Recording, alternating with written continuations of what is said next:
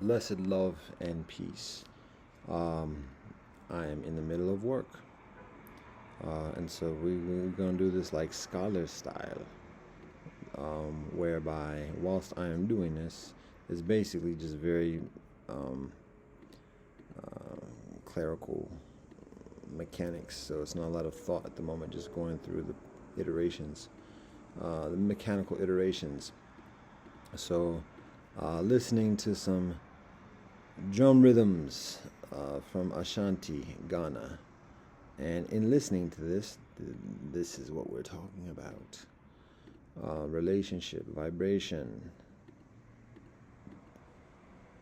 beyond the measurements, quality, beyond the quantity, concentration too. So here's what we say. We're gonna say, try to say again. I'm not looking at myself now again. I'm not looking at myself. D D D D D D D D.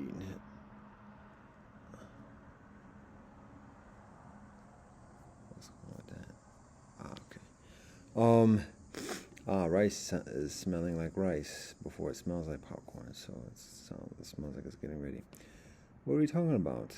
Talking about the superficial and how in the multicultural trope of specifically within mixed heritage experience, but also within multiculturalism in general, even internationally, even whilst giving word to the actuality, still not being it.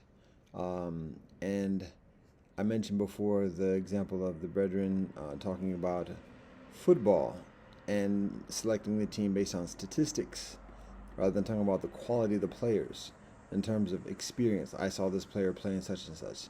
Not just a matter of I've seen this person's name, I've heard about this person, but I saw this person play. I see what type of player this person is. I see how that personality matches with other teammate personalities and otherwise. And so it's not just an amalgamation of the statistics that comprise the team and the selection of the team, but it's an understanding of the chemistry and otherwise between the players. Ooh, that Blue Jay just done flexed. So that also applies to our discourse in the further sophisticated realms of society. We're talking about politics and economics and spirituality and ethnic cultural politics, nationalism, all these things. That anyway. So, a simple way of describing it is this. Now we get into it. Now we got to say it. Right. Okay. What I said before in just the previous joint a few minutes ago is that the first joint that I shared basically was that talking to you, whoever you applies to, that you have a greater need for us than we have for you. Not better than, not trying to like challenge or whatever, because you also have the greater propensity of violence and harm, and in proving ego provings and whatever else. So that's not the purpose of us saying that, but just recognize to factor that into the negotiation, the mathematics, the preparatory mathematics within the negotiations. And amidst all the proclivities of holding breath, you have greater need for us than we have of you, or towards you.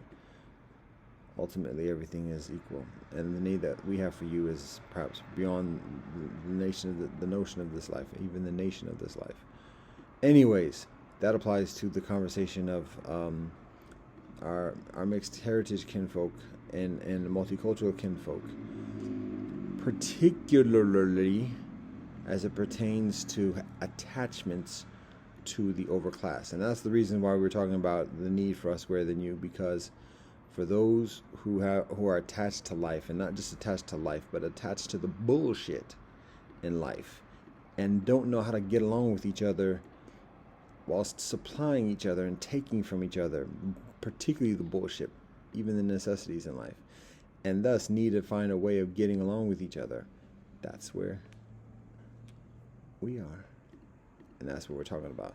That applies to even mixed heritage, multicultural kinfolk, because what we observe, not all, again, what we observe to whom it applies. Adika. What we observe is that many kinfolk, who are doing the podcast and everything else, and this is not hate, this is not shade. We're not trying to detract from it or discourage it. We're bringing a mindfulness. We're inviting a mindfulness within this. But what we observe is that, by and large, many of the kinfolk seem to have a very strong attachment towards society, towards convention, mainstream, but particularly towards the overclass, towards a comfortable position, a further comparatively comfortable position within the overclass. And that's wherein there is the challenges, because significantly, because amidst all the articulations of finding oneself, being represented, notion of belonging, and these other things of identity and equality and rights and privileges and all these other things, justice. The actuality is that in attaching to the overclass and to the bullshits of the overclass,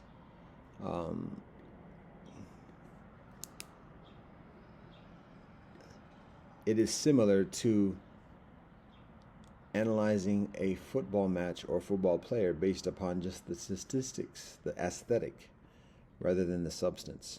And even the conversations that talk about meaning and purpose and everything else like that.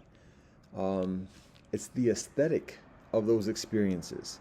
And it's not reverting to statistics per se to prove it, but it's reverting to comparatively superficial rendering, superficial experiences, superficial signifiers of those further meaningful things, for those meaningful experiences in existence of life. And a lot of that is the result of the authoritarianism of academia in setting the tone and proclaiming what the factors of evaluation are and otherwise to evaluate experiences. I'm getting a lot caught up in the words now, but I'm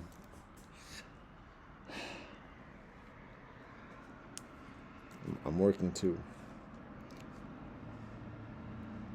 I'm in the prayer zone too.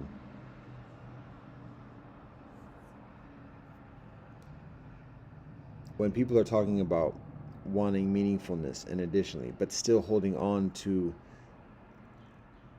wanting and being within the overclass, those existential aspirations are increasingly artificial, or not. That's a strong joint. They're less genuine. They're compromised. It becomes the aesthetic of what is genuinely yearned for. Just like in wanting a skilled defender, the statistics provide some indication about some components of that skill set, but it's still the aesthetic compared to the whole of observing that defender, and not just observing, but vibe. Using vibes a lot now, but it's a matter of getting that confidence, that intangible confidence of seeing that player. And like, I remember there was an interview of a bloke at a pub in Manchester talking about Tim Howard at the very beginning of his career at Manchester United, before getting a little bit reassigned. But at that time, like, he was a phenomenon, and it was still kind of new. And so there was an American journalist who was in England talking about this mixed race keeper. Doesn't qualify for the England team because he's a U.S. national. But I remember the journalist giving an interview at to a pub, because this is where the everyday man is. This is where to get the real deal responses, whatever. And they're asking, so what do you think about this keeper? Now the bloke, he looked like he had a few pints already down, but at the same time, kind of like straightens up himself, and is looking like, okay, here's an American. He's a white American. He's giving me this charged question about like me evaluating this keeper. Am I going to say something fair? Am I going to jump on the bandwagon, lose some credibility amongst my mates? Am I going to just play the hoops for this journalist so that he has a nice sound bit, even though it might be a very prestigious whatever in America? But at the same time, he it's just like giving a fair response of what he genuinely thinks, not too high, not too low, what he genuinely thinks. So what he says is he says he is sound. That's it. And like the journalist is like, what does that mean? But no, you got your answer. Carry on. But again, the point is that the word is the word. It's the experience that's being conveyed through the word. Like he's not proven himself yet. I'm not gonna make all these predictions and like make all these things about, I'm take this shit too seriously to like just satisfy you by just saying, oh, he's fantastic, he's the best thing since sliced bread. I'm not saying all that, but at the same time, I'm not gonna hate him either. Don't know him. We need him to be nice. We want him to be this way continually, but we don't know if he has that yet. So we don't want to short sell him. We don't want to oversell him. So we're gonna say something positive, based on our experience of watching him every match, and not gonna say statistics or whatever else, but just say, yo, he's sound, plain and simple. That's that. Now you might say, well, why do you think he's sound? What match have you seen him in? And then we'll get into a conversation. But that's life experience beyond the aesthetic of the words, or even the characteristics that are being described. So that's in football, and then we apply that to life in terms of meaningful relationship, purpose in life. Saw one of the topics, we have yet to see the video, but Sister was talking about having a quarter life crisis, and not being satisfied with her job in finance, and taking over 5 years of, I said I didn't see it, but I saw part of it, 5 years before making a decision to do something else. Don't know what that other thing is. Haven't seen the whole thing, but that's what kinfolk are striving for, what those answers are. But when kinfolk are still attached to the overclass, not saying kinfolk got to be homeless and like renounce the world, but when kinfolk are still attached to certain aesthetics of life, those existential yearnings are also simply, effectively, an aesthetic. The solutions are essentially, effectively, only aesthetic. And then thus, like technology, have to be replaced at some point, and get onto the new studies and the new words and the new jargon and the new trending intellectualizations, and still, meanwhile, being lost without even translation. So that's what we're talking about, particularly in the mixed heritage community and experience, because that's what we observe. A lot of the conversation is an aesthetic, because there's still a very strong attachment to the overclass, of just getting a nicer position, a further nice sanctuary, refuge, comfortable spot, a space within the overclass. And it's not hating overclass, but just recognizing then that when that's the case, then there's a limitation about efficacy of truth, of what people are actually striving for. And the world needs mixed people to be mixed people. That's what we're saying. That's what we're talking about.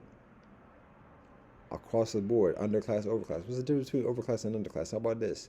That's not all there is in life. There's another class that's like off spoken, and that's where we are centralized in the other class, and that's maybe way of the outclass or whatever. The underclass has very much the same ambitions as the overclass does. It's just not in the overclass. And there's a subset within the overclass, which is the wannabes, that become actually further. The underclass is like continually, perpetually, collectively subordinated, systematically, institutionally subordinated, less than, across the board, everyone within the grouping. So there's actually, within the grouping, there's strong relationship experience because it's a similar affliction. But at the same time, there's a yearning and an ambition to be overclass, and some susceptibility, by and large, to sell each other out in order to be overclass. That's categorically defined by by the lines. I don't even know if this is visible because I can't see myself in the devil's screen. What is that beneficial or nefaficial? Whatever. When the narcissist is blind. Ooh. All right.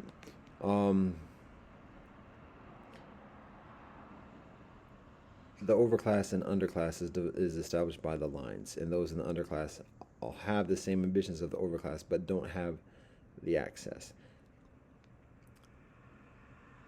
There's a greater sense of relationship in the underclass, even amidst the same ambitions, because there's less of the artificiality that exists within the overclass. Within the overclass, there is a subset, and it could be like a very large population of the overclass. That subset are people who are able to like get beyond those lines of division that are set by the overclass. They're able to get through and come from even the underclass, and maybe just be perpetually recycled within the overclass, but exist in the overclass, have certain access to get in the building, but not all the way around, maybe just the lobby. And so this subset is technically within the overclass. However, is actually severely subordinated and subjugated within the overclass. They're still, in many ways, much greater than if being in the underclass, because there has to be, if they've gotten past those borders, those boundaries, then the distinction has to be extremely severe within the overclass.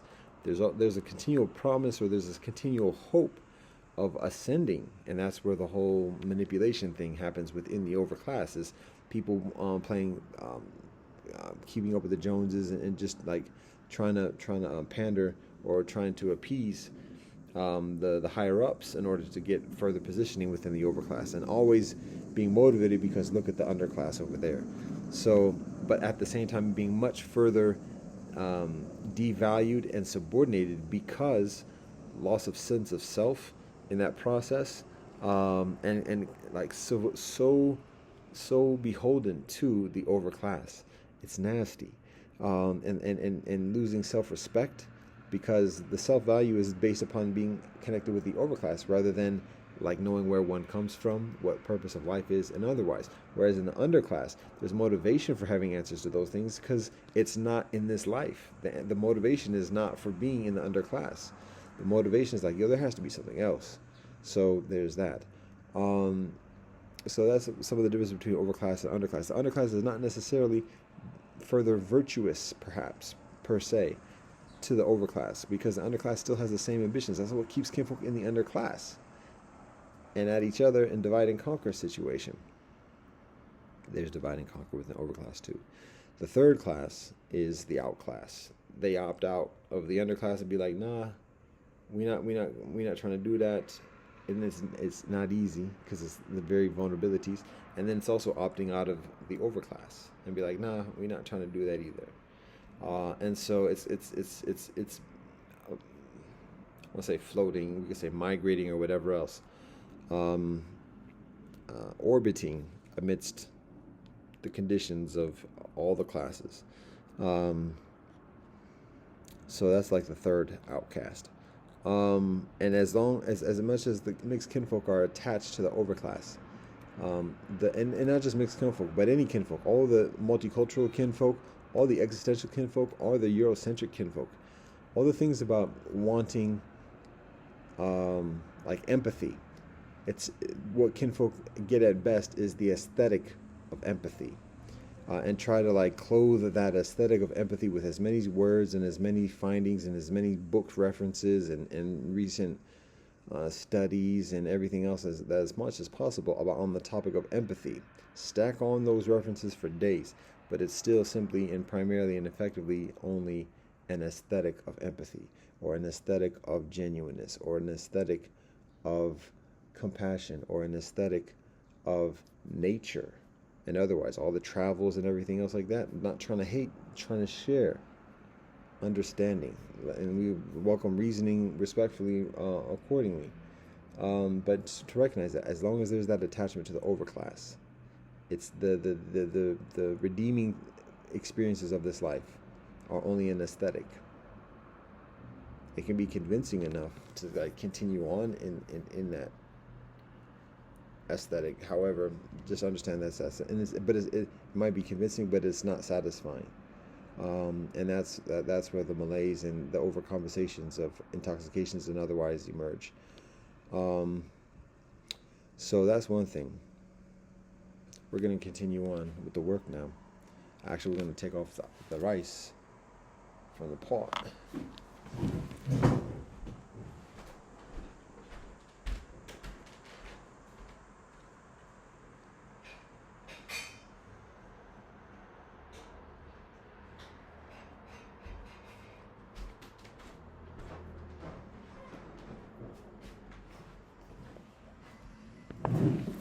It don't smell like popcorn yet.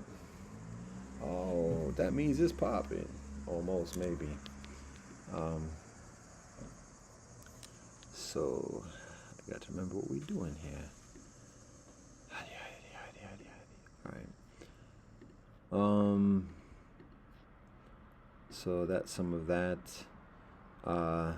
There's something about martyrdom, the mathematics of martyrdom. That's less relevant at this moment. I'm trying to think of what else to share on the topic of constructiveness.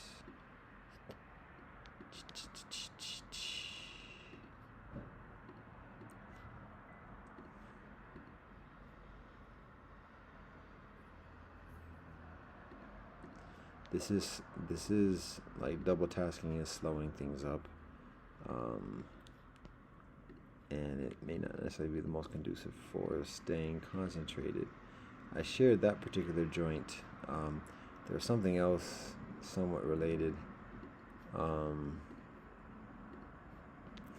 I can think of other things to share at the moment, and that this is not the optimal thing to be doing in terms of, like I said, I'm in prayer zone. I'm doing a task at hand that's beneficial, even though it doesn't take a lot of cognitive effort and energy. It's still beneficial to concentrate and just do this, because without there being an urgent thing to articulate at the moment, there is a susceptibility to just being even further verbose and tangential. So anything else priority at the moment? Have I said this effectively enough, clear enough concerning the challenge within the mixed heritage joint, and the description of the aesthetic and like statistics? That seems like it's clear enough articulated. You know what? I'll share this. That's interesting. Comes to mind again. Just watching stuff on the internet. Mindful again how our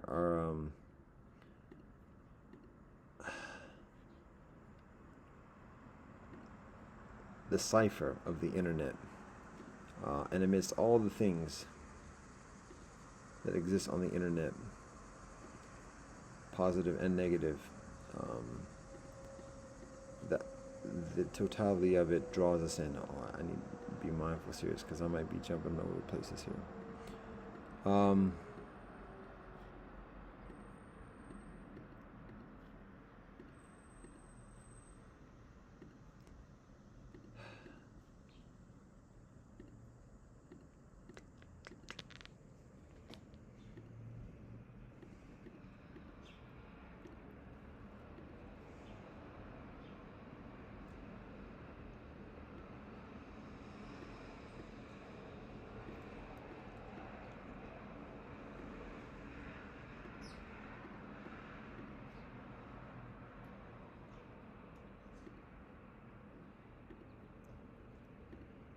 Yeah, like I said, I can think of some things to share, some thoughts. PG.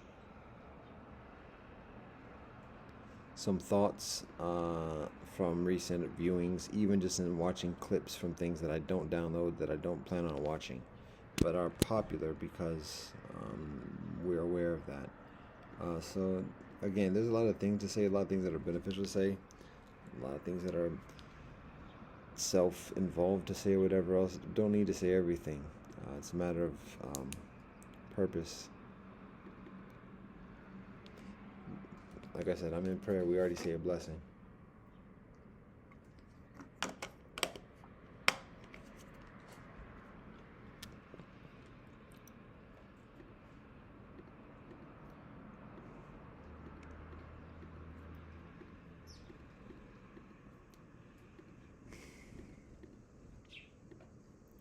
The sparrows are here.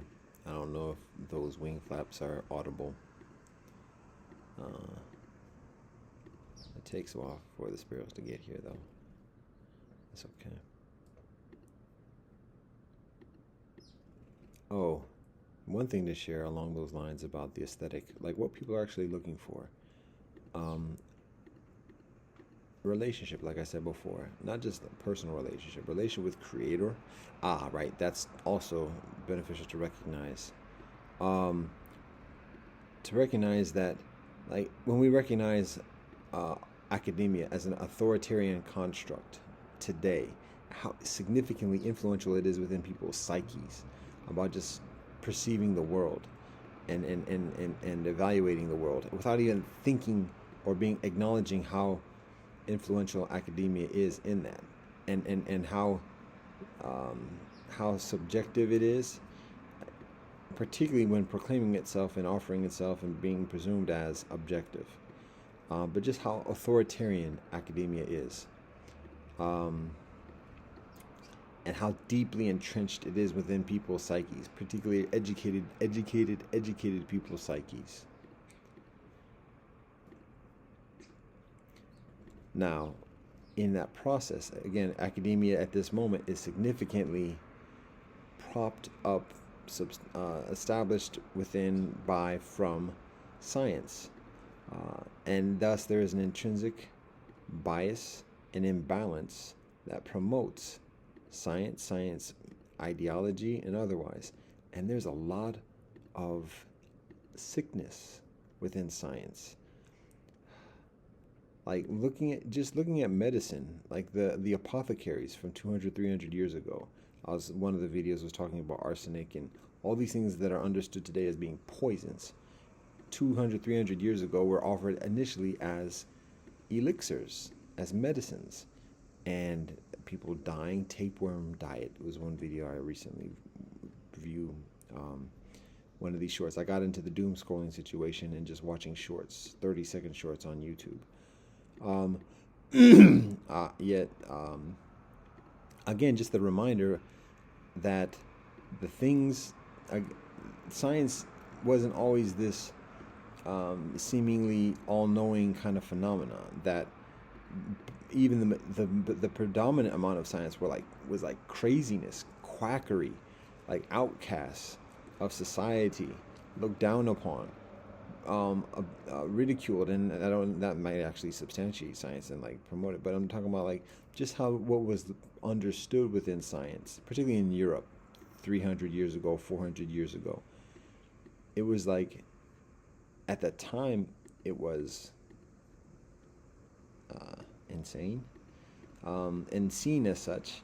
And even though things that were comparatively benign and not like completely like persecuted, whatever, by today's standards, just seem like I can't believe that.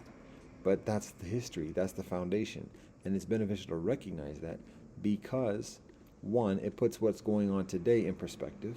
Like, if this is what looked like 200, 300 years ago, then what's it going to look like? What is today going to look like 200, 300 years ago from now? That's one thing. But also recognize that the mentality, the mindset, the principles, like the thing about like just doing any kind of experiment without thinking or being concerned about what the consequences are. We just want to find this answer. Experimenting on people, experimenting on oneself. That's the mindset. And it doesn't matter. It doesn't matter like what happens necessarily, as long as like there's something to show for it. Like what I mean is like it doesn't necessarily matter like who gets hurt in that process, if there is some kind of benefit that is discovered in that process. And so eventually it becomes a matter of being careful about who's experimented on, and additionally, but it's nasty stuff. And when science it does learn things, eventually, like, okay, arsenic. Don't even know what the practical purposes of arsenic existing at this moment, or being known as a thing other than poison and otherwise. But all these things that are discovered, like, oh yeah, you know what? If we do that in this dose, that's going to be lethal. If we do it in this dose, that's going to be like permanently impairing. But if we do it in this lesser dose, logic, practice, experimentation, then that reduces this affliction right here. Wow, that could actually make money. So that's like what science is: experimentation without couth. And there are things like the Hippocratic Oath and otherwise, but somebody said, brethren said it was a requirement for medical school, but that's not the other information that were provided. So, and it's not translated in the actual practice as a law, an actual oath, a solemn oath. So anyways, that's just recognizing the history and where it comes from. And as I've said before, like the history of pharmaceutical companies, in addition, is just an accentuation of that. The atrocities that are committed on Earth against other human beings, humanoids, however you want, animals, against nature. Just looking at the typical city and the devastation that a typical city today regularly, continually imposes on the water, on plants, in the air, smog, having to like get a rating for the day to see if it's okay to exercise. That's beyond crazy. That's deathly ill as a metropolitan organism. Literally deathly ill. When kinfolk, wherever it is around the world, have to gauge the smog levels to see if they can breathe deeply that day. Is that not a warning sign? Do you need a canary?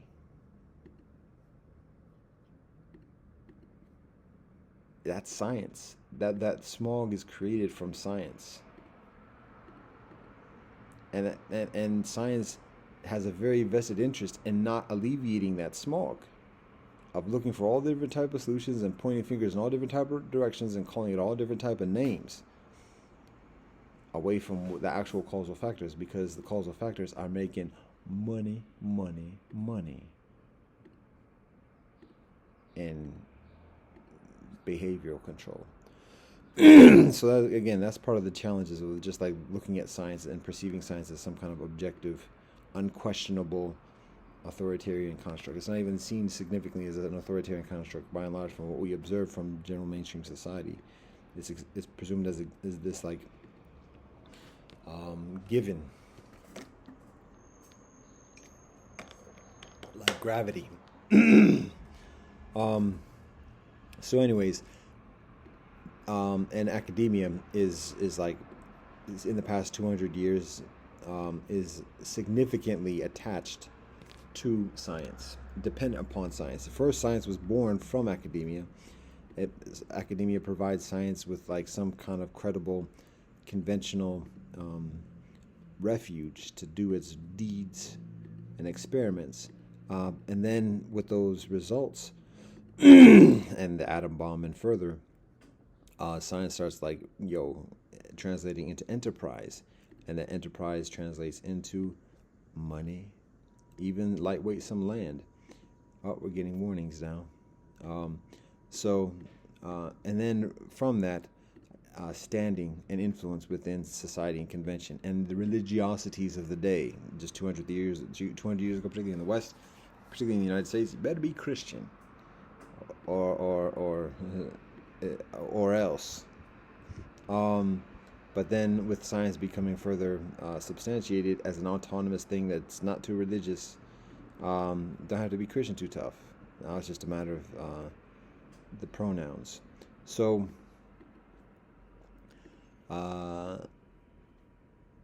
that is the timeline, generally the overline, or the outline of the timeline in terms of the ascension of science and its relationship with academia. And at this point, how much academia, it's not even like a distinction between the two, too tough. Academia is just like the science has become what's it called when that species invades another species and takes over the body. One of the videos I watched recently is the worms that infest within the praying mantis. so that the praying mantis continues going up and up, trying to get some relief from the worms that have invaded, I guess, through the anal cavity of the praying mantis. Little tiny little worms, like tapeworms, into the praying mantis, and then the praying mantis, when being bothered by that, and this is all types of Freudian type stuff here, but the praying mantis goes to a higher elevation as a way of trying to get relief from the irritation of those leaves, but from those worms. But at the same time,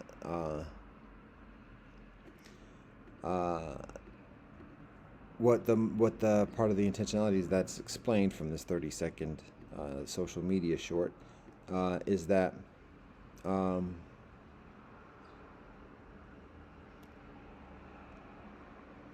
we're having another van that has very distinct markings on it, doing somewhat of a loop-de-loop and a parking thing, which is very unusual. Yeah, now completing the loop-de-loop.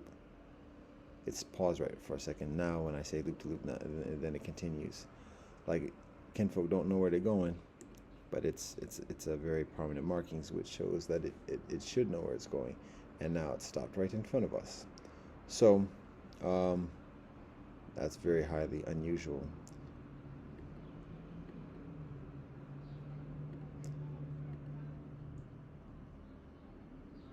And it's like creeping. It's like not totally stop, but just like slow.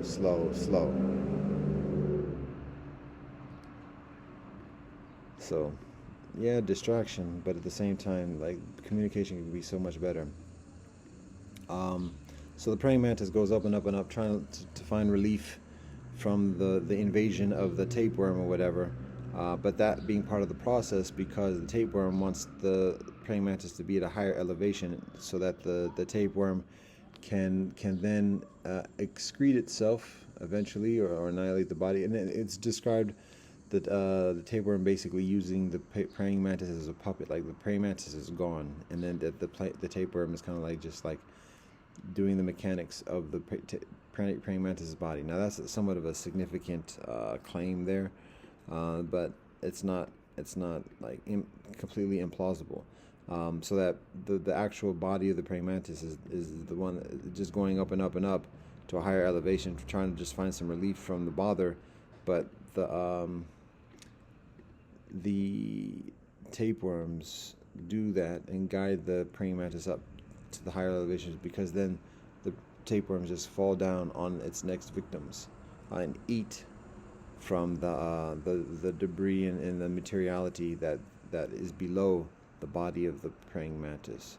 And it sounds very similar to like the tactics of guiding or manipulator behavioral control kinfolk who are in that subset of the overclass, who are the underlings of the overclass, and get infested with the ambitions of overclass, and with the ambitions and the yearning of rising through the ranks of the overclass. And in doing that, particularly with the sodomite cults infesting an individual with that type of provocation and otherwise, to go up the ranks, and then amidst the dissolution of the body of that victim, then the parasites feasting on the materiality below the body of that victim. So anyways, that's part of the authoritarianism of academia, very science influenced. The sodomy element has some influence, but sodomy is somewhat of a different animal, or a different phenomenon that has its congruencies and its differences with both academia and science, but at this moment is rather substantiated within the authoritarian construct of academia, with a very strong rhetoric of science. And one of the factors within them is, again, when women are involved in that experience, lesbian women who are comparatively independent according to the secular laws of society, to be able to go to school, to have jobs, bank accounts, and live independently as long as the paperwork and credentials are there. Women have much greater capacity for memorization and utilization of data, and so puts fire beyond fire on the flames in terms of science, because now when women have the legal capacity to do these things that I just mentioned, and can excel that and further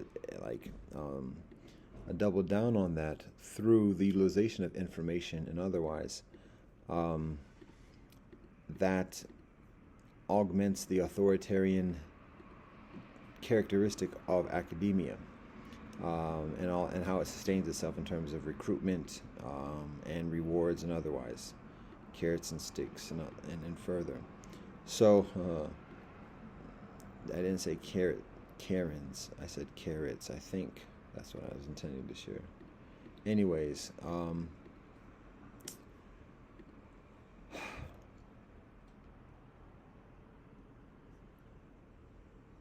pay better attention to what I'm doing here. Still point to me here.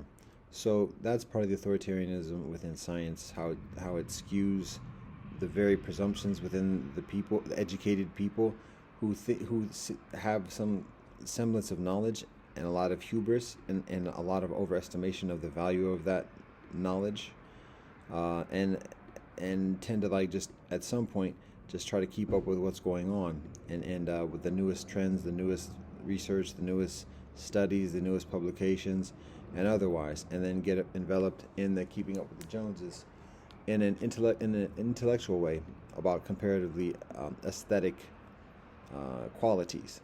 In addition to that, okay, that's the authoritarian construct of academia that tends to be unquestioned, unacknowledged, imbalanced.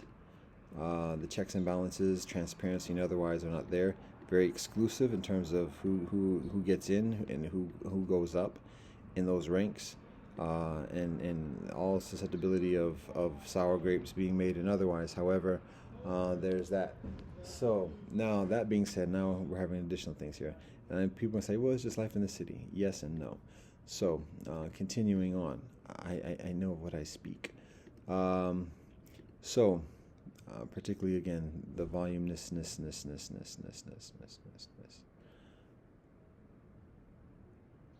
Okay, that's what that is.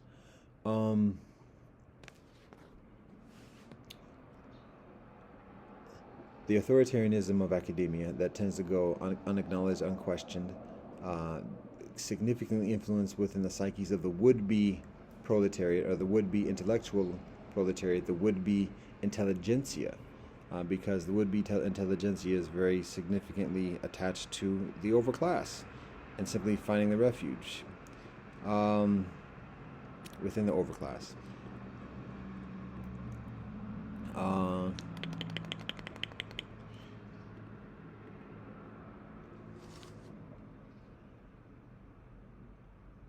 And the authoritarianism of academia being significantly attached to science at this point, essentially the religiosity of science and the a-religiosity of science, meaning the aversion towards traditional wisdom, traditional religion, traditional family,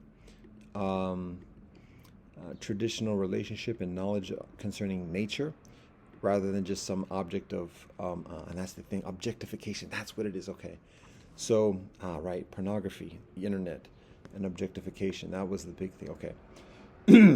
So, science continues to essentially continue this notion of objectification of nature and life itself. And in that process, science ascends and becomes further predominant over religion, organized religion, traditional religion, and therefore when people are entrenched in this existential angst and yearning and striving for answers, the quarter life crises, and additionally searching for purpose and meaning, and like genuine satisfaction beyond the senses. Science doesn't offer that. Science limits its realm to the material and the senses. And the answers that people are looking for exist beyond the senses, regardless of where the religiosity is. Life exists beyond the senses, and science does not provide that guidance.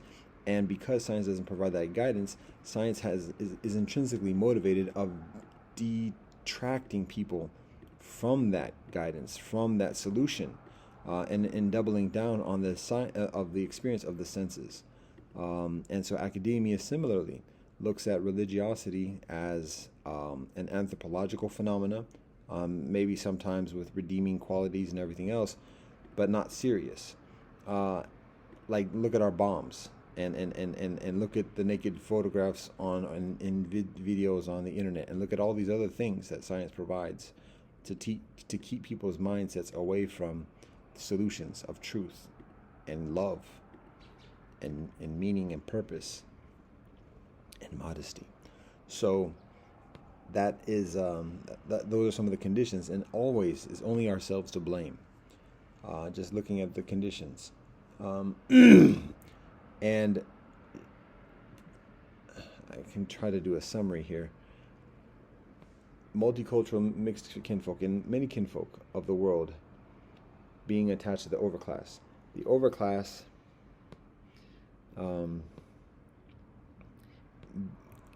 existing significantly within the authoritarianism of academia, which is very elitist, and additionally academia being attached to science, and the aesthetic of meaning, and then science having an aversion towards religiosity that provides a literacy, a knowledge about the heavenly, the beyond the earthly, the beyond the sciences, that provides the answers, solutions for the existential yearnings.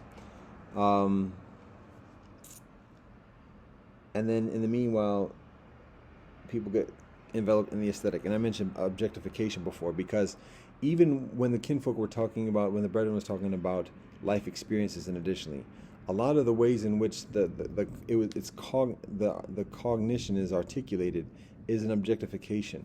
Me, my, in this, in terms of either identity or even like life experiences. The life experiences become increasingly objectified. And again, when getting enveloped in the experience of the pornography online, from my personal recent experiences and detriments, there's a reminder of like that being a pervasive, and this being included within some of the what's articulated in some of the videos and shorts that are presented, and that's all the algorithm too. But that just is a symptom and a progenitor of the objectification of the meaninglessness, the pollution, the angst, and the disease, the cognitive dis-ease that exists. And it's getting in circles at this point. But that's all some of it, and that's all some of it. And my attention to what I'm doing right here is actually, to be honest, I could use words piss poor, but that would sound vulgar. It's along those lines, though. So it's advisable to actually concentrate on what I'm doing here. And actually, I'll probably say what I'm saying too.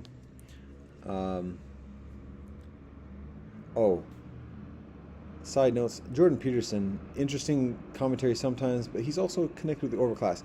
He's amusing in that he's able to, like, when he's challenged by these formidable journalists and intimidating personalities, to be able to just very calmly, like very clearly, demonstrate the bullshit that the people are talking about, as presumed givens that everybody else is just talking about. And he just says, like, just displays the logical fallacy of that right in front of the person very calmly. And that it very much requires a calmness to show that so clearly. It's like that's what we observe as the appeal. But at the same time, one, it's not that difficult, to be honest. People are on just so much blatant rampant bullshit that it doesn't take a rocket science to present that to people. It takes a calmness of mind, maybe a rocket llama or something that just has the calmness of mind to present that. Also, some credentials in the club so that it's one of one's own kind, so it's not as threatening and perceived as overtaking or whatever else. So that's what Jordan Peterson offers, we observe. But at the same time, he's also attached to the overclass. And so as brilliant as he is in terms of displaying the fallacies of convention and the presumptions of convention and a lot of like the woeful excessive imbalances and overcompensations of isms in convention, he's also attached to the overclass. And I know, how about I pay attention instead of clicking over and over again, like pay attention. So he's attached to the overclass, and that's not a condemnation or whatever. It's actually similar to Russell Brand, like wanting to like buy what he's saying and like see like his, at least a number of years ago, some genuineness of what he's saying, but eventually like for his own health and well-being, he like settles down, and that's things that we have yet to do. So that's beautiful in terms of having family, children.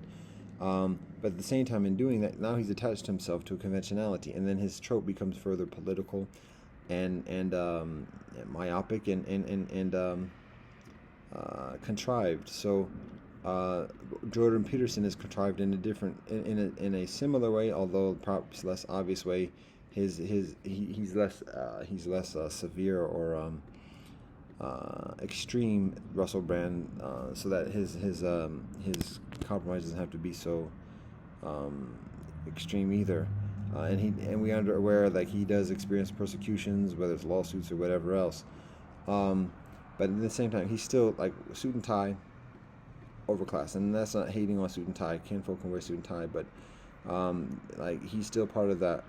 He still exhibits the yearnings of the overclass, money, bank account, and otherwise. And yeah, it does take that type of severity or discipline to have like proficient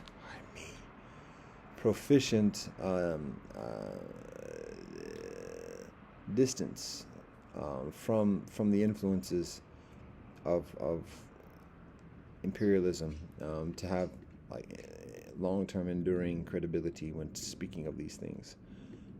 Let us say it. So that's what we're saying at the moment. There's other kinfolk. Oh, Lenore. I don't want to make up. No disrespect to his brother and his name. Lenore Honor, I think his name is.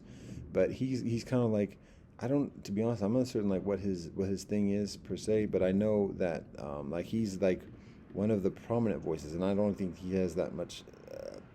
Like, I'm not trying to detract or whatever, but he's been doing it for years. But I think his main thing is basically just essentially hating on Umar Johnson, and there's understandability about that. I don't know how he identifies specifically. I think I might have found him years ago through, again, looking at Search for Mixed Race, and maybe he was doing a topic about that. I don't know if he actually like identifies himself in that way. He's brown skinned, so he is. Umar Johnson is mixed race, and that's actually facts by his own accord, by his own testimony.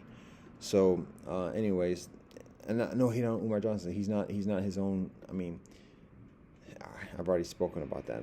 The point is actually Lenore Honor. What we find is like his thing is hating on Umar Johnson, and so like his whole spiel is talking negatively about Umar Johnson, and like feeding off of what Umar Johnson does to have his own following or whatever. Don't see a platform where he's giving his solutions and everything else like that, but he's just like hating on it, and that's different from what I'm doing. I'm responding. We do have our solutions out, and I get to that. That's the thing, and then maybe we'll wrap it up with that. But the solutions are what we always say already through the days. All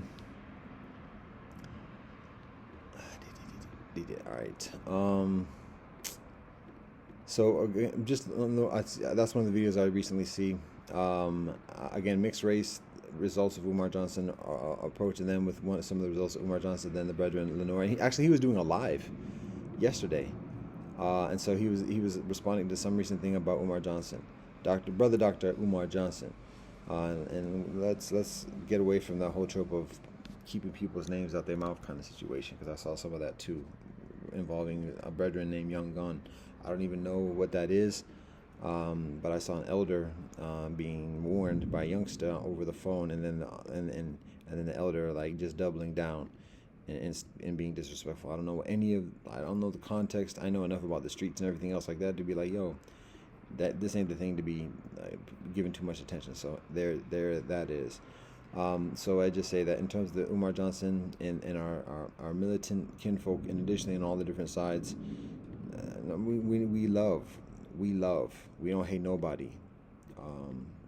But I think actually kinfolk see that already amidst all of our other types of bullshit or whatever else.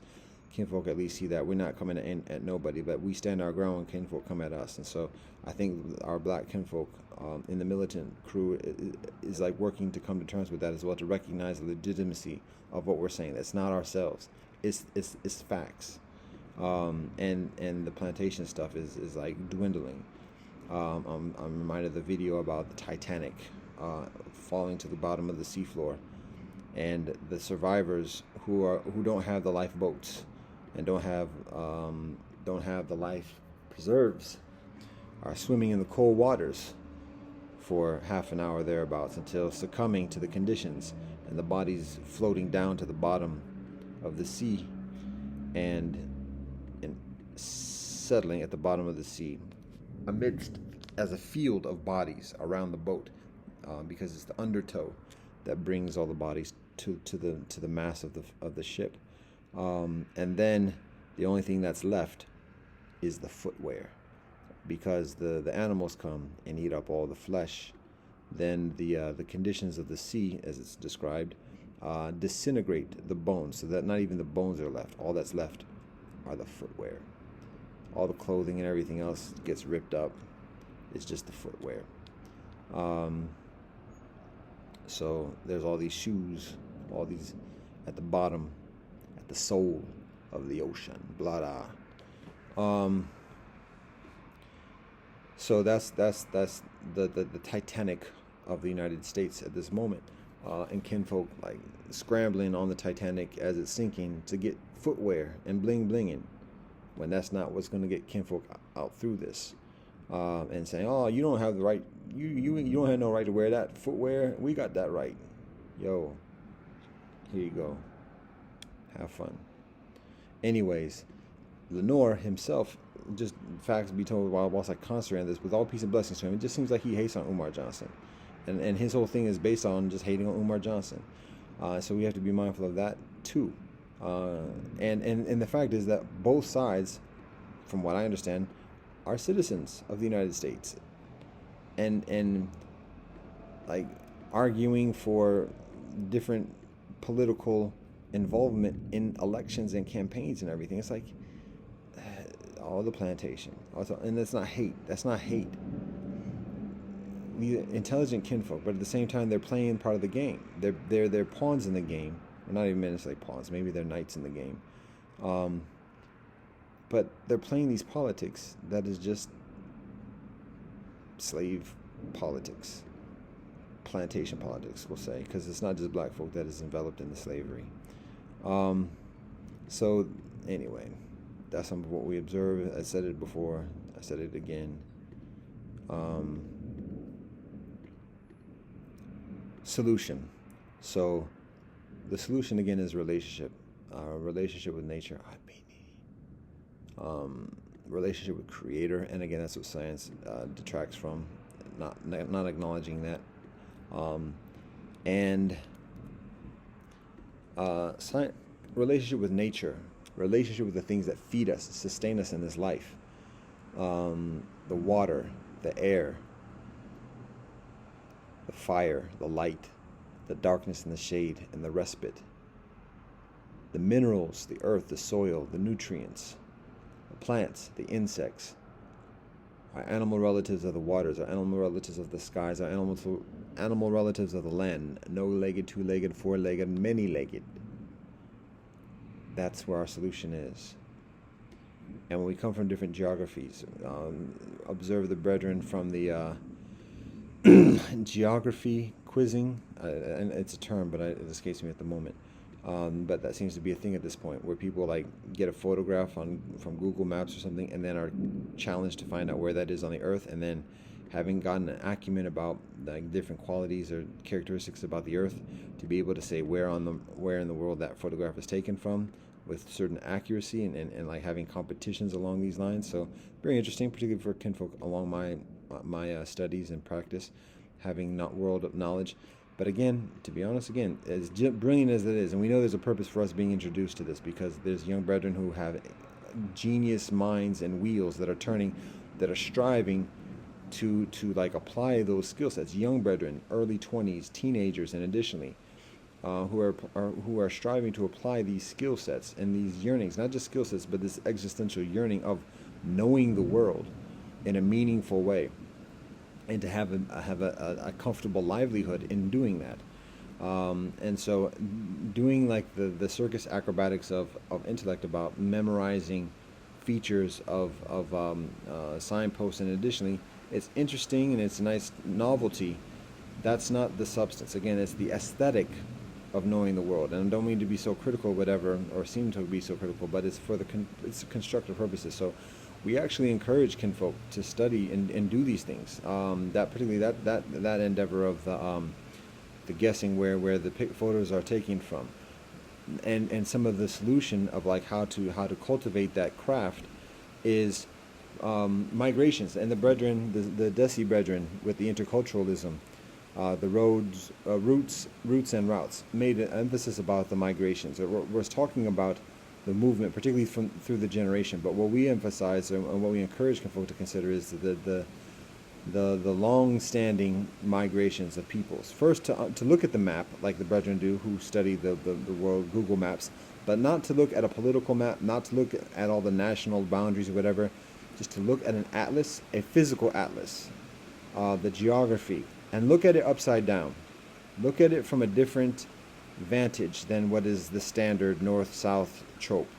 Look at it from different points, from an outsider perspective of the earth rotating, to get a familiarity beyond the authoritarian indoctrinizations, to know the world further and genuinely.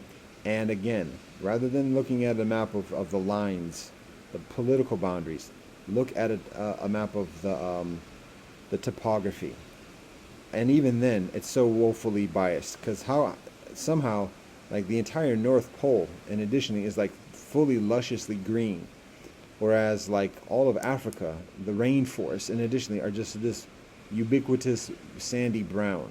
So even that is wrote with biases, because by and large, half the year the North looks white.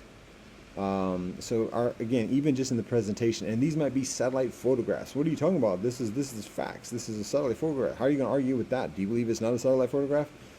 It depends what type of year it is.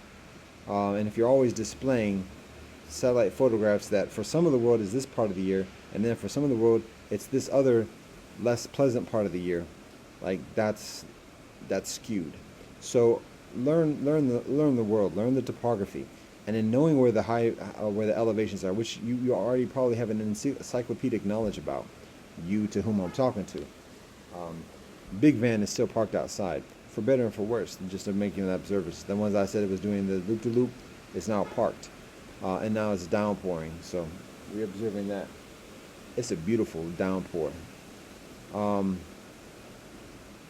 So I don't know if that's audible. I presume to be. The sparrows were making a dent on that rice before the rains come. Oh, you think that the sparrows didn't know what was coming? Do they need their GPS? Come on now.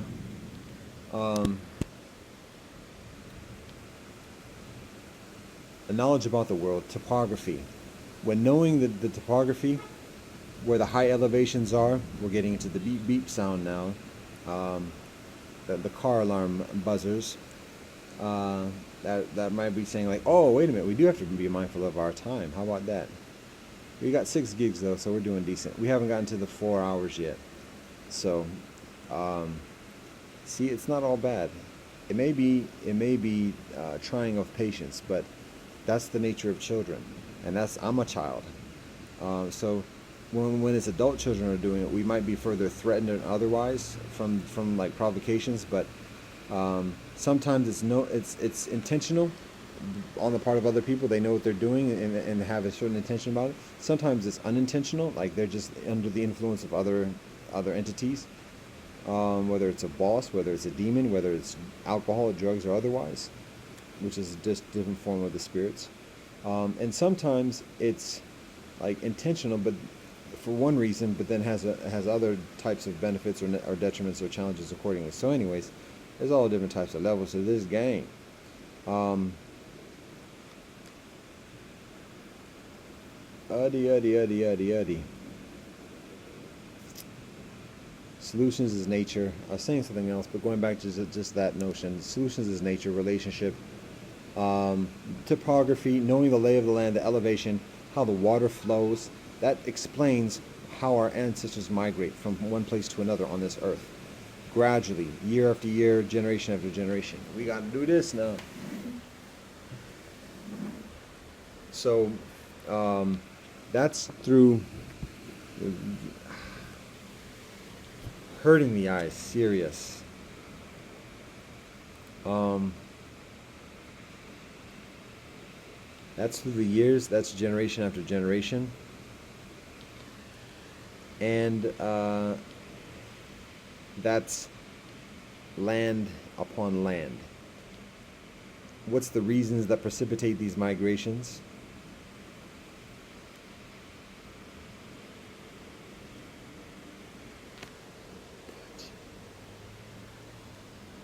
Oh, okay.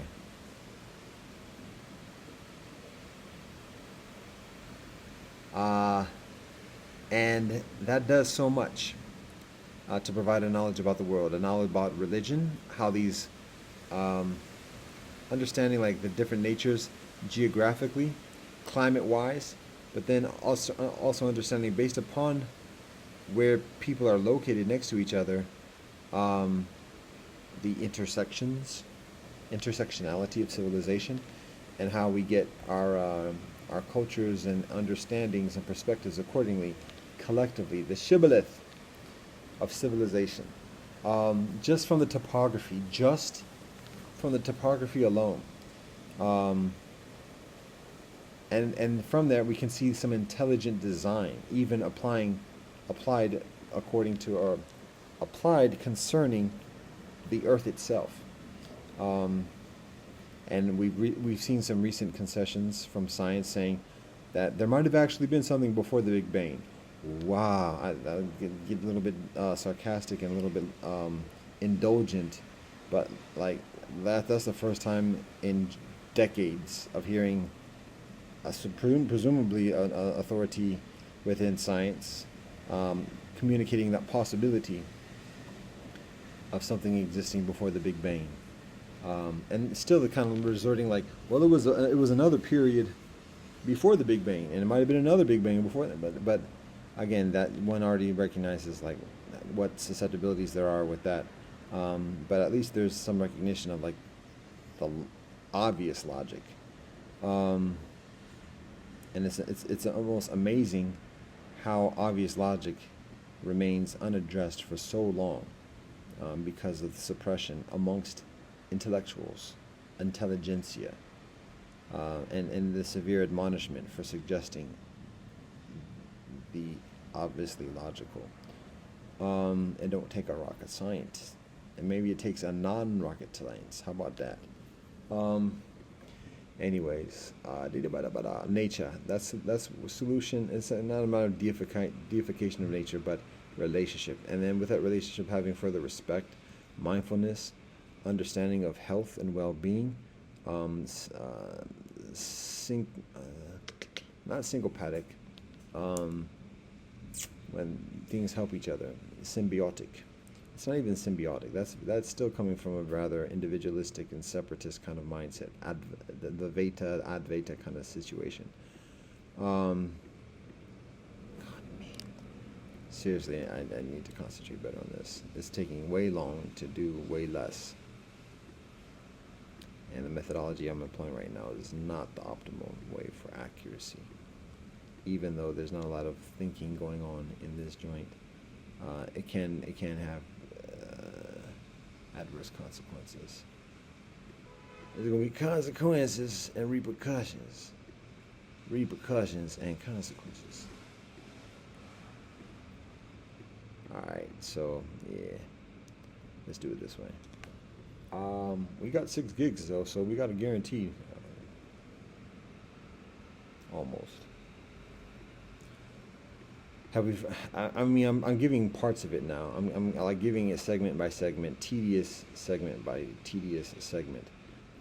So solution further: relationship with Creator, relationship with ancestors, relationship with nature, relationship with all our relatives. Through that sense of peace, sense of understanding what that peace is, a sense of understanding of how to gain that peace. All right, let's say this too. All right.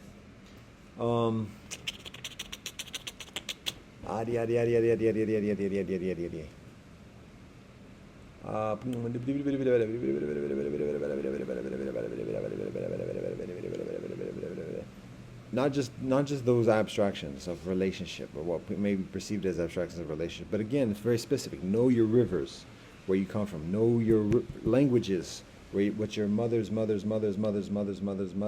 speak. Matrilineal language, as well as patrilineal names, the chiefs. And know your calendar, your relationship with the movement around us, when it's raining season, when it's snow, when it's dry season, when it's harvest. Oh yeah, that wind's coming in. It's not hurricane season though. We're in the Midwest. We're in the middle of the continent. We don't get hurricanes here. If anything, it's tornadoes. Don't know necessarily when tornado season is. Don't get tornadoes too tough by the big lakes here. It does happen nearby, and it has happened on occasion. We do get the effects of hurricanes, like weather storm warnings, and additionally during those times, which is spring and autumn. We are in summer still, the early part or the latter parts of summer. But that wind, ooh, is saying something else. Now we got to watch our schoolhouse now, because this is the first time in a long time since we had these type of winds. The roof is already off. The roof done been torn off. The Blanca Blanca. Tear the roof off the Blanca, tear the roof off the Blanca, tear the roof off the Blanca. It's already off. But the wind is still kicking. Oh, we got the windows open too, so that catches it. But it pushes it out too. It's shaky though, to be honest.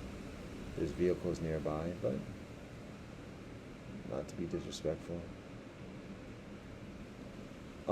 So solutions is again, rivers, languages, calendars, very tangible, very specific. One zone, and when one has the proclivity, the world.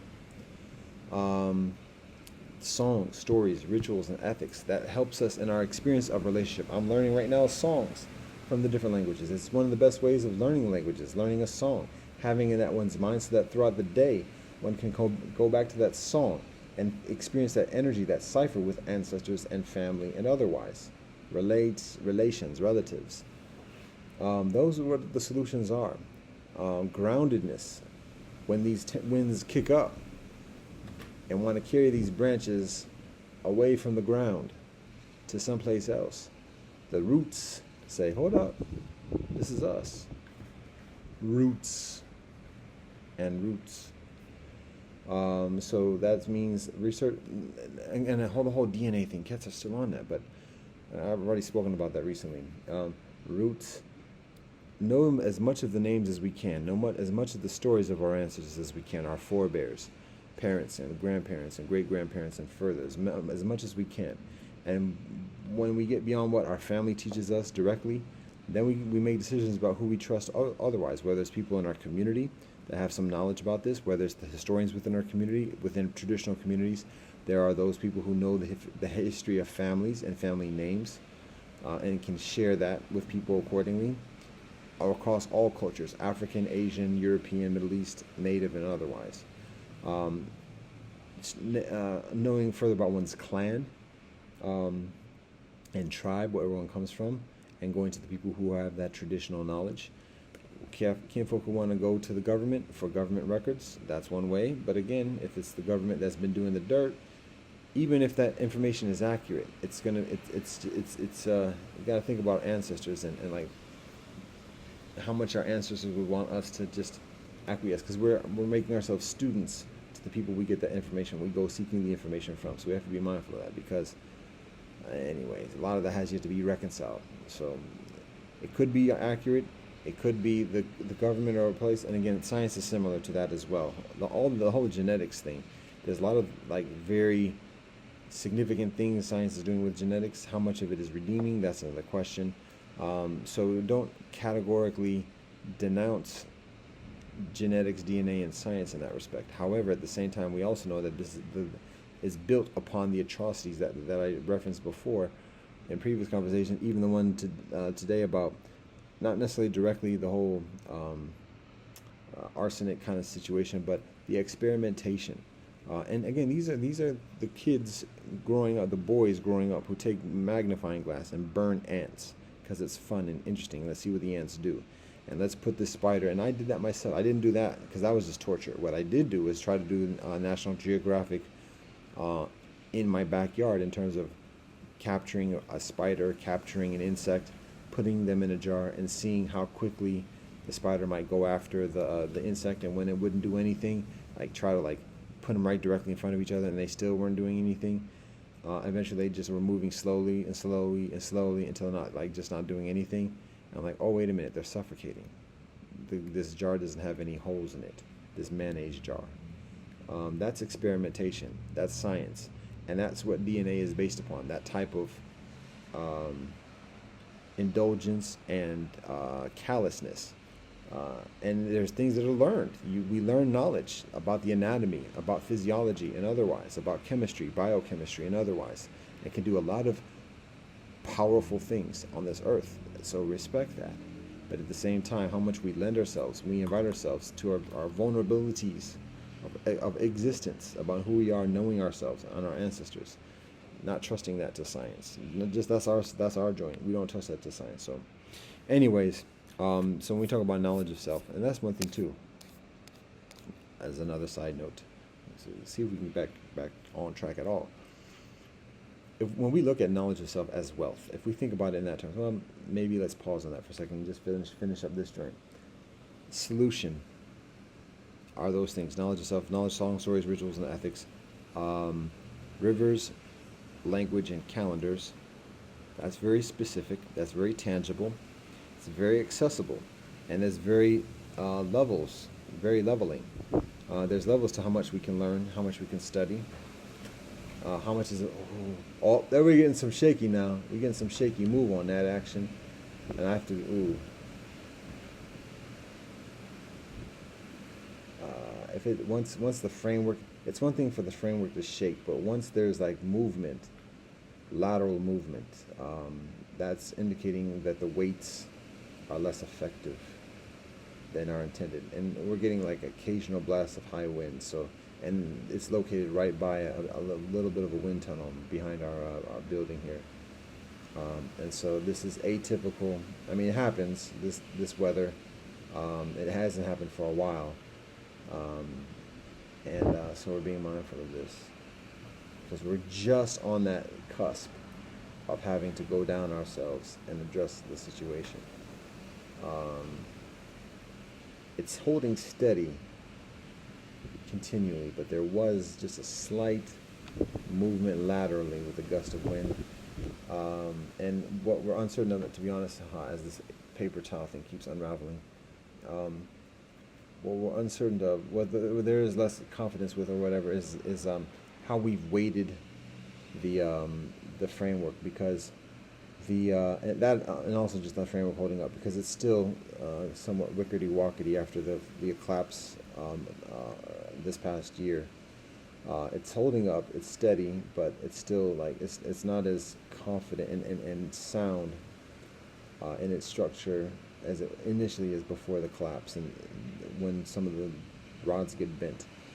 Um, the main thing at the moment is the weightedness, because a lot of that stability is established on the weight of the foundation of the framework.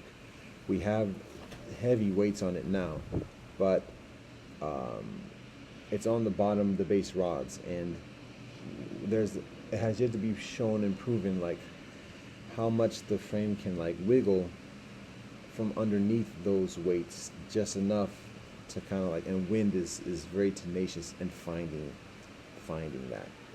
So we're seeing how long this holds up.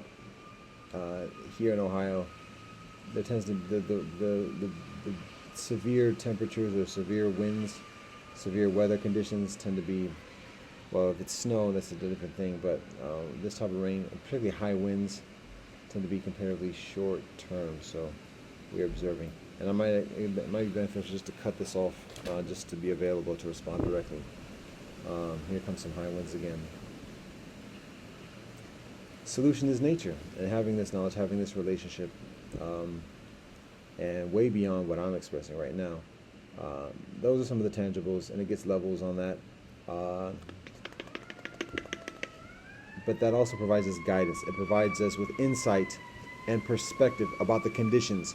When we study, and that's a big part too, study our forebears, our ancestors, prophets, and sages. Might be a wire down or an accident. That's the fire truck. When it might be wire down actually.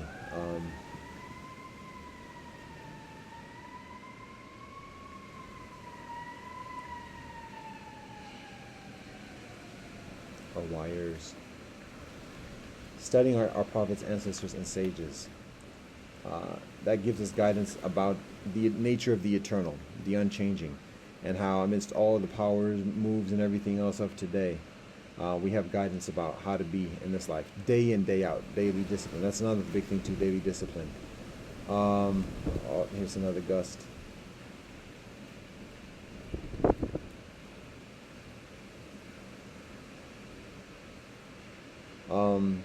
So those are some of the solutions. And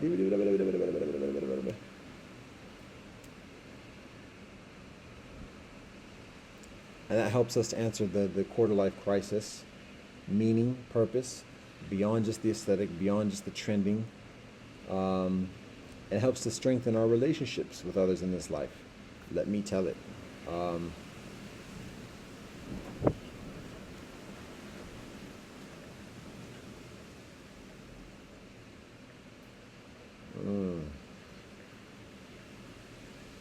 Alright. Ain't no telling. Ain't no telling. Alright. Finish up here. Those are some of the tangible solutions, and then it translates as us as families, as us as individuals, us as clans and villages, us as livospheres, diasporae, and otherwise, collectives. Because we find those solutions together, we practice those solutions together. Routines, rhythms, relationship and rhythms, life. And then the rituals, marriage, family, children, and teaching the relationship and rhythms. Science has a part of it, and a very convincing, a very impressive, powerful part of it, but it's only a part. It avoids, it pretends like the other huge part doesn't exist, and gives a lot of motivation and implicit threats towards people to avoid and negate and not address the actual, the big parts of the solution. So it's just a matter of being mindful of that, and that's academia too. So it's a matter of including that literacy of the other solutions within the conversation, and not just avoiding it. Being literate about religion, being literate about religion's teach. Don't have to necessarily believe it, but at least be literate about it, particularly when professing to be intelligent and knowledgeable. So going on to that, knowledge of self, recognizing a knowledge of self, knowing where we come from, our ancestors, and additionally, our song, stories, rituals, and ethics having that knowledge of self and recognizing that knowledge of self as wealth. So when people talk about wealth accumulation, and we're talking about potential spouses and who to have relationships with and what they have to meet in terms of income requirements and everything else like that, to look at knowledge of self as wealth, somebody's wealth. And if somebody's looking at being in a relationship with somebody else and they don't have that knowledge of self, that means that they are impoverished. Now, that's not necessarily a negating thing, but it's one thing to be impoverished, and it's another thing to be intent on staying impoverished and simply squandering somebody else's knowledge of self, meaning not to respect it, not to adhere to it, not to honor it. So looking at knowledge of self as wealth, and one's income in that context of knowledge of self is how much one practices the teachings that knowledge of self shares, whether it's native customs and additionally it's perceived as hedonistic or paganistic or whatever else, primitive, or whether it's religiosity, wherever that channel, wherever that methodology that one acquires, whatever type of currency that person has concerning their knowledge of self, practicing it. That's the income. Daily, weekly, monthly, however that is. They might have a lot of wealth inherited, but actually in terms of additional income regular coming in, that wealth might be regularly being squandered. Or they might start out with a modest amount of knowledge of self, but they've been working and they've got a high income. And so that knowledge of self has accumulated. And again, somebody, particularly a marital prospect, having a commensurate knowledge and of a commensurate level of wealth. So meaning, in the money context, if somebody has money, if they come from a certain class, they have a certain knowledge about how to handle money. They have a certain knowledge about the forks and knives and going to dinner and everything else like that. And so they have their social relationships. They're part of an elite class. And so anybody in that group, anybody in the thing has to have that knowledge. And so if somebody's looking at marrying somebody, it's beneficial for that person to have that knowledge too. And that's just the etiquette of dining. I mean, it applies to all different types of things that are based upon having a lot of money, knowing the things to talk about, knowing things not to talk about, and all those different social graces. That's in the money context. And if, like I said, if somebody doesn't have that money and knowledge to begin with as a marital prospect, maybe they have a lot of nice personality, whatever, and the other spouse is willing to teach them additionally, but it's a matter of that other person being willing to like be in that trope. And anyways, that's the money scenario. Now in the knowledge of self scenario, it's a matter of the winds have calmed, at least for the moment. It's a matter of the person having that literacy, that wealth of knowledge of self, and again, rather than it being the different elitist social etiquette norms of what forks and spoons to eat necessarily, that does play a part into it. It's other different cultural customs of like what foods to eat, what foods not to eat, what the recipes are, what the manners are in terms of social etiquette and interacting with people who share that knowledge of self, the traditional customs. And so again, when somebody doesn't have that literacy, it's a matter of like cultivating that and practicing it accordingly. So that's a little bit of a convoluted thing, but it's beneficial to recognize I'm doing the scratchy now in broad daylight. It's the mosquito bites. Maybe it's the wind having an effect on that, because it just happened when the wind picked up. Just looking at knowledge of self as wealth, and as is said very subjectively by somebody who has a whole lot of knowledge of self, presumably, and perhaps not as much monetary wealth. Yeah. And there's reasons for that. So, anyways, is it all about myself? Yeah. And no. Yeah, and further. So, anyway, continuing on.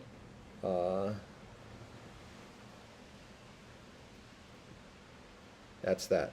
One other thing that occurs to me whilst I'm doing this spiel thing is the young kinfolk. I'm thinking specifically, or I saw something about Sneeko, but also Abba and Preach. And I know the two know each other, interact, have even spoken with each other. I don't know all the ins and outs of all the details of this, that, and the other. Don't watch all of that. But I actually started watching Abba and Preach, and actually Sneeko too, long time ago, years and years ago, before each one like made it big. And it's interesting to see like the growth of both of those at the same time because it's just about the same time. I don't know like which one was out first or whatever, but very different like backgrounds, similar, both of African ancestry, Sneako and Abba and Preach, but very different like lineages and narratives and experiences. Sneako growing up in NYC, um, with inheritance or heritage of Haitian, African, and Korean. I think his mother is Korean, but growing up in the urban jungle of New York City and having that very distinct New Yorker kind of personality of quick talking, quick wits, humor, but at the same time with those tremendously fast wheels and knowledge, and being able to shut people down and argue very simply. And convincingly, still striving for answers, and it's evident as what's being observed recently with the conversion or the whole thing of being reversion. That's just what anyway. Islam, and then Abba and Preach coming out straight out of Canada, the northern part of this continent, the land of the Mississauga, or the vicinity thereof, Haudenosaunee, if you like, Algonquin too. And also, still, I used to think that I think it's Preach is the name the brethren goes by. I used to think that he said something about being Somali, but I think then he's said recently that he's actually Ethiopian. So peace and blessings to him. With that, I have Ethiopian heritage as well. Kinfolk may want to call that out, but just talk with Rastafari, and that explains it further. Talk with the kinfolk in Damona, and that explains it further too. Anyways, so Abba and Preach have a different narrative than Sneako, both being, I guess, either first generation or second generation immigrants. No, Abba is the one, and I have to be mindful of that. It's a very specific name in Aramaic kind of culture, and it's Amharic that's spoken in Ethiopia. So still, I have to be mindful of how I say ABA. So ABA is actually from Ethiopia. It's Preach who is from Jamaica. Or is he from Haiti? Haiti. Maybe that's part of the connection with Sneako as well. I think he's actually from Jamaica though. He's from the islands. And they both grow up, or they both like meet and are raised in Toronto area of Canada, the land of the Haudenosaunee. So, this part of the African heritage, African community, people of African heritage within Canada, particularly around the Toronto area, with significant numbers. And both are comedians. Both are stand-up comedians. Sneako, I think, tries to be a stand-up comedian at some point, and that's no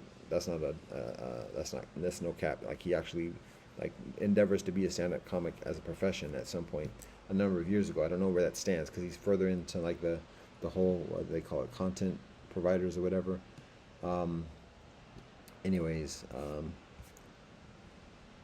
So basically ABA's and Preach's shtick is like doing response or reaction videos to things that are trending online, and they share a very insightful, kind of like sobering perspective. And to be honest, like 90% of the time I'm generally agreeing with the kinfolk. Who am I to agree or not agree? But I just find that both brethren, ABA and Preach, provide a very beneficial perspective. Not necessarily old school, like young old school, because I'm about middle old school, and they're maybe like maybe slightly younger than me, presumably. Maybe I think ABA is younger than myself by a number of years, maybe even 10 years.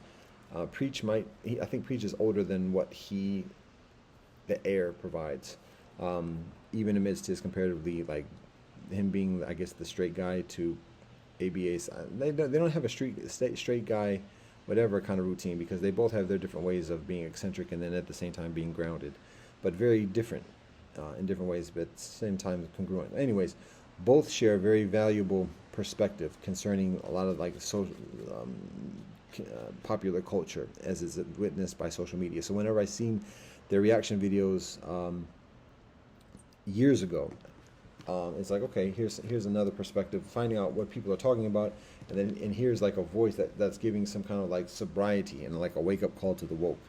So there's appreciation for that. Now at some point it becomes further prevalent or further prominent and obvious and noticed about like one fundamental difference, which is concerning LGBTQ, the sodomy culture.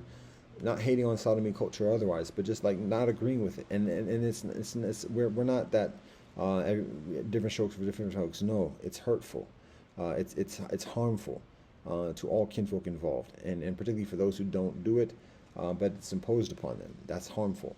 And ABA and Preach basically communicate a thing of like they don't claim to be sodomy or LGBTQ themselves, but at the same time they're accepting of it. So that's where we disagree. And when I say accepting of it, we can get into all the different qualifications, but how about we focus on things that are priority rather than nitpick about things that we find harmful? Because any kind of harmful is unacceptable. We might have to deal with it different ways, but it's not acceptable. Lighting a building on fire, that's not acceptable. But anyways, do we have to qualify it and otherwise? Because in many ways, the sodomy movement and additionally of this society is further harmful than arsony at this moment, because of its latent acceptance. So anyways, that's a trope, a liberal kind of trope, and also they kind of like are part of the overclass thing, like a little bit like despondent overclass things, and a lot of that plays out in terms of like the ignorances of drinking, and that is what it is. But just like things that, particularly when I look at kinfolk of African ancestry on this continent, there's a sense of urgency, and it's like, yo, you talk about struggle and oppression and everything else, like let's go, let's do it. But when kinfolk are like on one time at one moment being mindful of the struggle, and at the next moment like, yo, but let's go kick it, it's like maybe that's unfair differentiation of expectations, but that's part of the frustration, and that's ABA and Preach along those lines. And because of that, getting attached to the liberal element or the liberal components of status quo and the overclass, and then getting opportunities based upon that, and then in those opportunities and attachment and relationships, then having an intrinsic bias in terms of preserving that and defending that, even intrinsically and implicitly. So that's part of the challenge, and still has a valuable voice. Both kinfolk have a valuable voice in giving young people a wake-up call who don't know better one way or the other and need some kind of like relatable voice that says, yo, no, that's tripping. The other thing also is to be honest, is ABA's affinity towards dance, and talking about like salsa dancing is not sex. Now let's be honest about this. It is sex. It's a very further mundane and perhaps even comparatively further modest version of that. However, it's still very much sexual. It's very much sensual. And to say that it's not is, again, one of those guilty categorical denials. So it's not the worst thing. And there's plenty of things that are worse that I've done myself.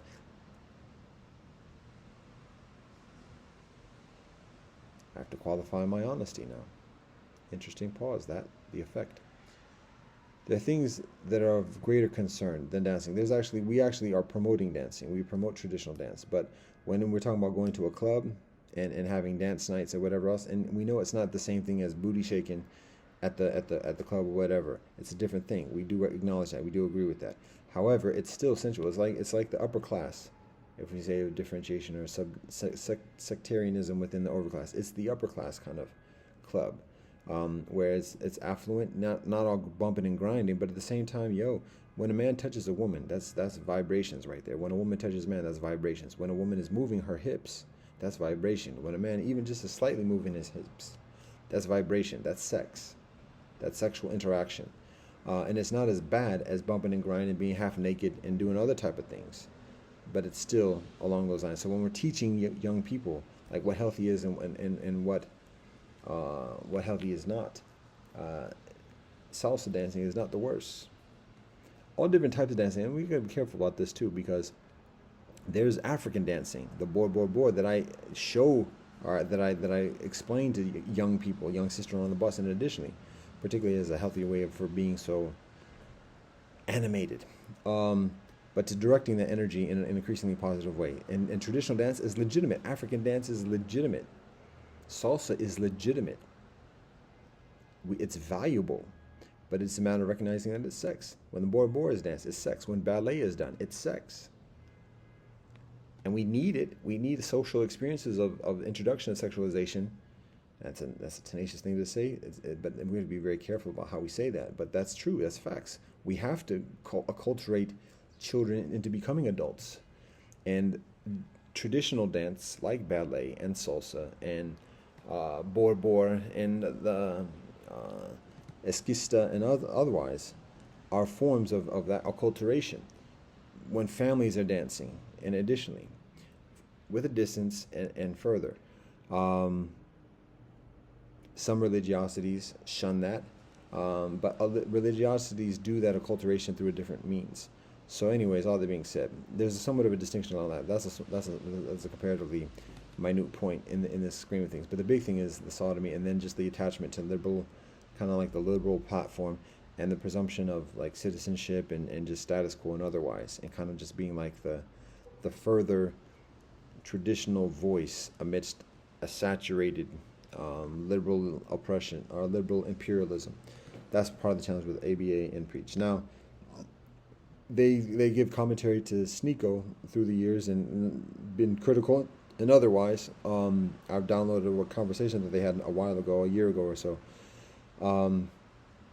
But there's kinfolk like Sneako very much need ABA and Preach to give that kind of thing. But it becomes somewhat it's difficult for young people to have that type of trust towards ABA and Preach, because when first of all, hold on. ABA and Preach also like drop the N word all the time, refer to women as bees, and that's all different types of disrespect. So when offering oneself as like an elder voice, and like giving that sober kind of like wake up call to the drunkenness of youth and drunkenness of liberalism, but are still dropping B words and N words, that's like MC8 type of help in menace to society. There's like a certain validity within it, but then when it's coupled with that ignorant mentality, that self-hatred, and that's self-hatred, then that can also be further harmful than actually beneficial. And then when including that notion of inviting people to be sodomites, even if they're not sodomites, when youth are looking for like a genuine example and a teacher and otherwise, they already know that if they can't, even without even being able to articulate that definitively, children and youth see, okay, they're on some bullshit still too, so we can't fully trust them. We might have to trust them further at the moment than otherwise, than other kinfolk, like perhaps a fitting, no, it's not fit and trim, and I'm not trying to be jokey. Anyways, because they're like all different types, and I still like the whole Tate thing. That's a whole, is that Tate. I'm not trying to jokes with that either, but I know there's two brothers, but they're like way out there too. So ABA and Preacher are kind of like the further like moderate, and they come from, that's the thing too. The thing that they have that's beneficial for kinfolk for them to share with kinfolk is that they come from an immigrant experience, which is increasingly rooted within like just common sense, know how to carry oneself, know how to be respectful to people, and that's one thing they said about Sneako. Know how to hold oneself in public. In addition, not just be completely ignorant, even though everyone else around oneself is ignorant. Not to just do that as spite or whatever else. So ABA and Preach have that knowledge, know what it's like to grow up in a traditional household, in a traditional culture, Ethiopian, Jamaican, African, and otherwise. And have a basic respect for people, respect for oneself, and I could be accused of having a lack therein accordingly. And that groundedness of knowing about the world too, because a lot of black folk have that sense, the sense of self. I learned that a lot growing up amidst my upper class kind of experience or whatever. Like still, kinfolk need home training. A lot of upper class kinfolk do not have home training. And so that's something that comes from the hood and kinfolk who emphasize and prioritize traditional experience and traditional relationships. So that's some of what ABA and Preach bring to the table. That's beneficial.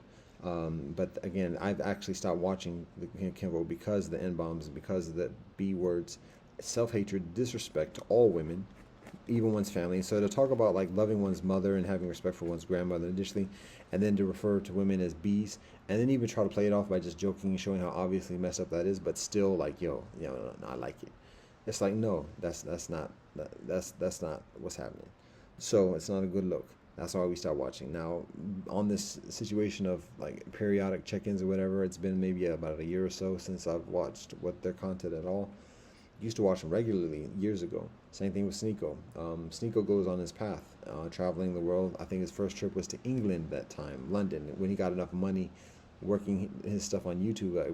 I can go to London right now, and he does.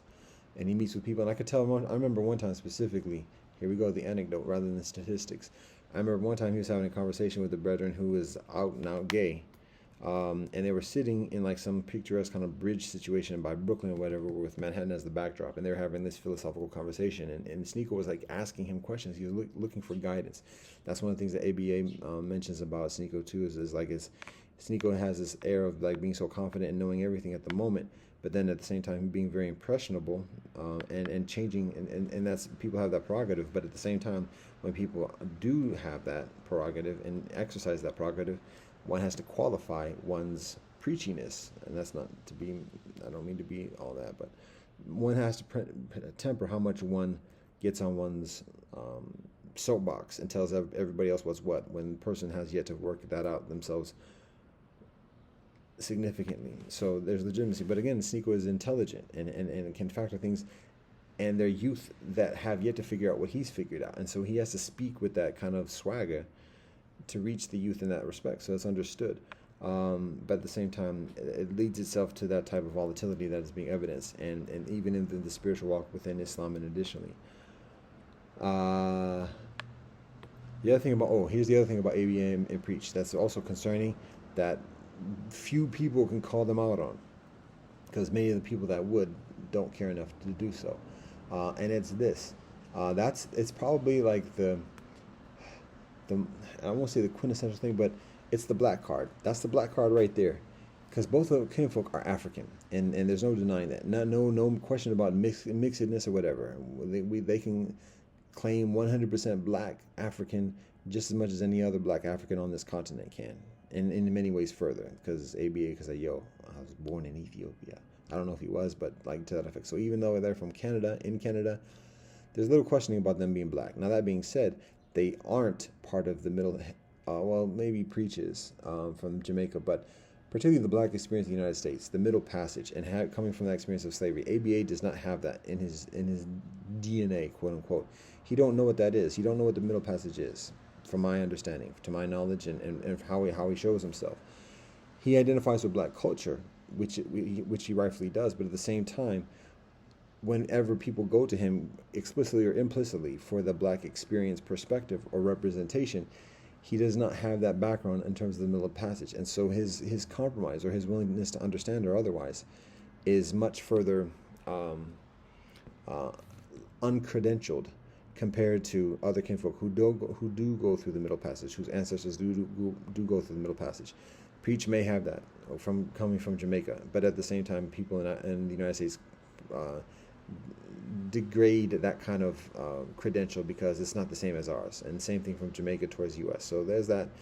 But the danger is when kinfolk, particularly communicate in ignorance, dropping the N-bombs and dropping the B-bombs, self-disrespect, self-hatred, and then are perceived as like the black representation, but don't have the same weight and obligation of them, because there's an obligation with the Middle Passage inheritance of being true to the game. Don't have the liberty of just being a child of immigrants, and there it is. And that's also there's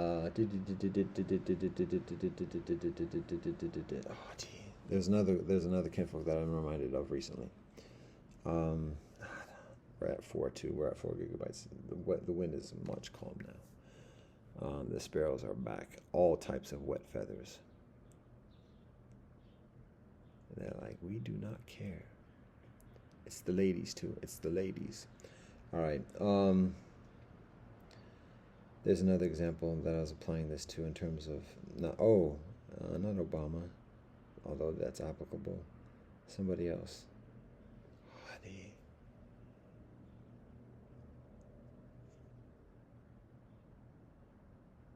Hmm.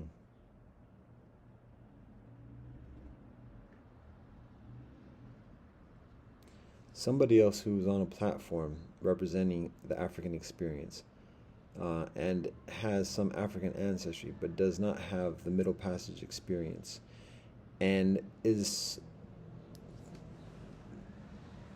solicited or presumptuous to sit on a platform of representing the black experience without that credential, or without, it's not even a credential, it's the experience and the obligation of coming from the Middle Passage.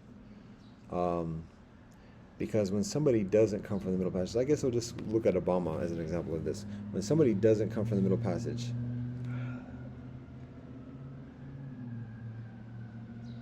they don't know. Bump Kendrick Lamar, whatever that is, they don't know. They do not know that specifically, and that's significant. Don't know the heritage specifically of Kamala Harris, of what her roots are from the Jamaican side, or if whatever. I don't mean to be dismissive, but from her Caribbean island side. Um,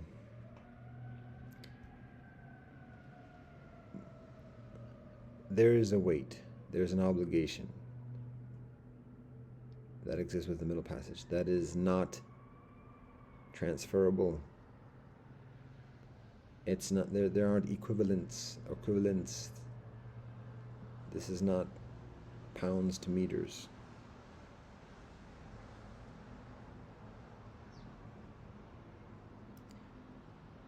And that's significant in the unfolding of race politics.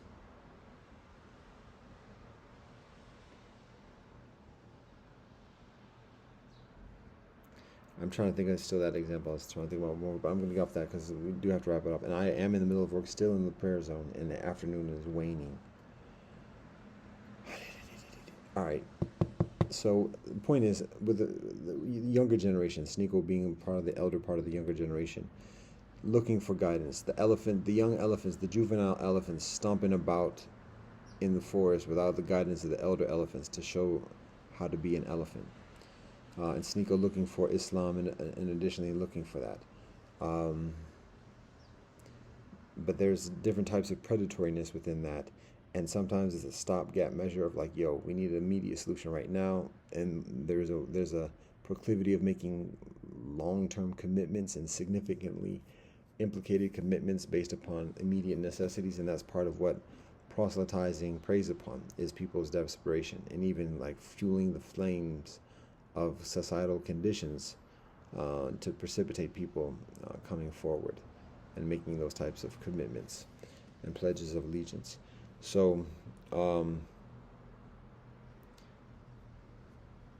there's a sense of onus about providing guidance, but at the same time, we work on conditions, like I said before, a physical residence that is safe and secure, even comfortable, to invite people to sit and talk, reason, learn, share, teach, study, and build, and continue, go on to return to wherever one is from, or to go someplace else, or to stay, and continue doing that wherever one is accordingly. That's what we find as beneficial and part of solution as well, that experience of relationship. We talked before about, we shared recently with kinfolk the prospect of having a meetup with all the mixed heritage kinfolk and just going around and talking about what each of us appreciates about ancient mixed heritage history. And for those who want to continue the conversation, to proceed accordingly. The ways of connecting and communicating and initiating and maintaining and strengthening a relationship today is different. There are a lot of intermediary phenomena, and so there's further to be negotiated, and we observe that within the experience of the internet recently as well.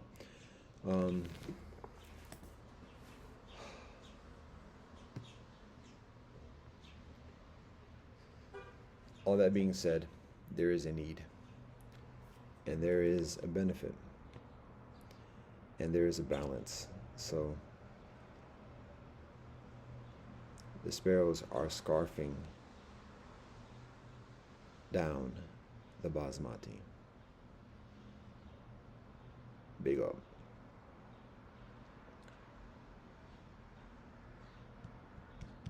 Food is another solution. Healthy food.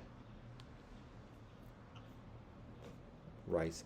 And actually, this is not basmati rice. What am I talking about? This is the brown rice from the south. What am I talking about? This is not even basmati. Oh, yeah. All right. It's nearby though. Um, so, anyways, we covered some of the bases, some of the basics, some of the solutions. We're still working on ourselves. Doing the best that we can. All thanks and praise to the Most High Elohim. Blessed love and peace and Rastafari.